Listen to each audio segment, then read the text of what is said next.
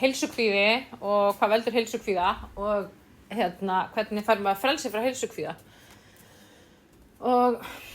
ég vinn við að hjálpa fólki að fá frelsi frá kvíða og öðrum krónískum neikvæðum einkennum og mjög margir að glíma við heilsukvíða. Og ég þekki það vel sjálf, ég glímdi sjálf við heilsukvíða í mörg ár og það stafaði náttúrulega að hluta til, ég var með almenna kvíða og svo var ég svo veik. Ég var alltaf þreytt, ég var með króníska verki í baki.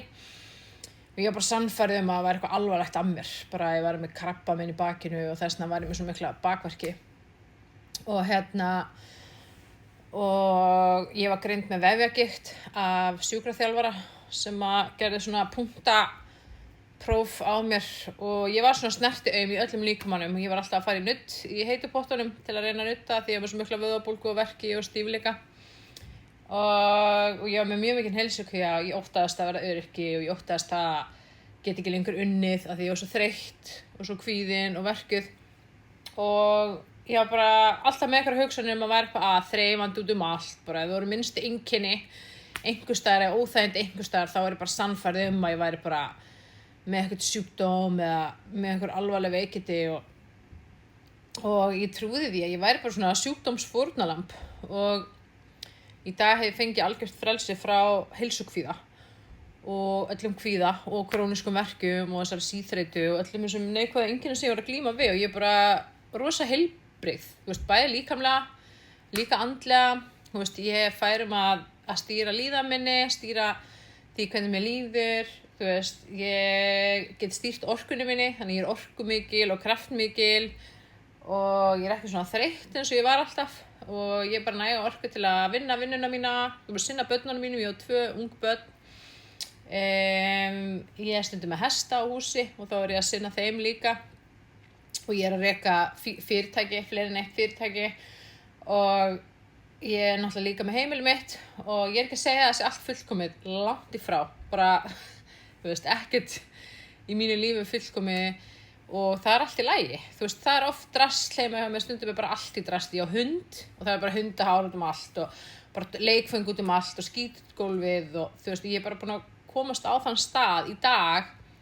að það er allt í lagi, ég kem heim og ég sé draslið en ég horfi ekki á það, af því að áður fyrir kom ég heim og ég bara, það er allt í drasli, ég var alltaf einhvern veginn með fókusin á þetta neikvæða og það er þessi hugarfarsbreyting sem verður að eiga sér stað svo við getum orðið frjáls frá kvíða. Og rætur heilsukvíðans eru bara sömu rætur og varðandi annan kvíða nema það beinist að heilsunni sjálfri. Það fyrsta rótin er svo að það er eitthvað óheilbrigt í sambandinu okkar við heilsun okkar. Og heilsan okkar er bara mjög mikilvæg partur af okkur, skiptir rosalega miklu máli og ef þið bara ímyndið ykkur heilsun eitthvað svona eins og það er svona partur af þér sem að bara lítur út eins og þú og er bara þessi heilsupartur sem að er bara virkur þegar að kemur að heilsun okkar og á að sjá heilsun okkar og þegar að við eigum óheilbrigt samband við þennan part eins og til dæmis eitt stærsta atriði er vantraust, að vantreysta heilsunni sinni. Vantraust er neikvæð orka sem býr til ótta og óöryggi og þegar þú treystir ekki heilsunni þinni og þú rífur hana niður, dæmir hana, ásakar hana, fordæmir hana, skammar hana,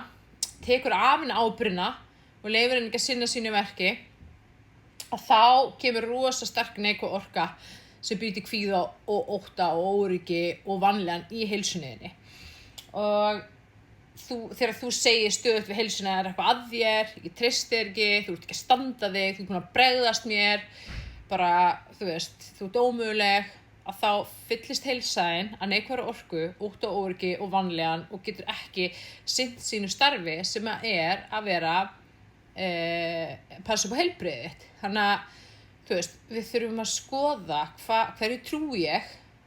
hvað er ég að hugsa og hvað er ég að segja mína heilsu. Það er það sem að skapar heilsuna og orkuna í henni, allt er orka, munni. Þannig að þegar við byrjum að byggja upp heilbrigt samband við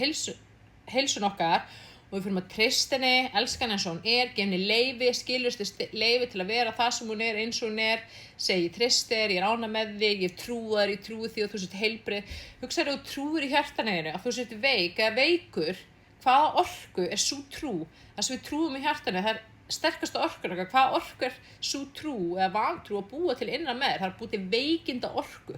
og sjúkleika orku. Það nákvæmlega það sem gerist, við erum það sem við trúum, hugsum og segjum og þess vegna þurfum við, og við höfum valdið við því og þess vegna getum við breytt því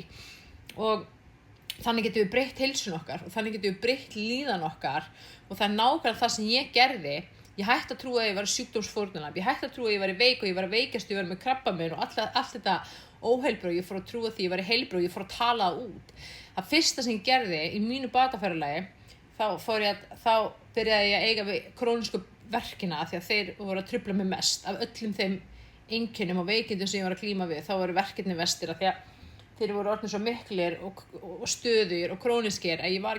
gat ekki lengur bara, unni eða ég var ekki lengur að ná að fungera almennilega í lífinu og þannig ég settist niður í 5 mínútur á dag á hverjum einasta morgni og ég byrjaði að huglega, ég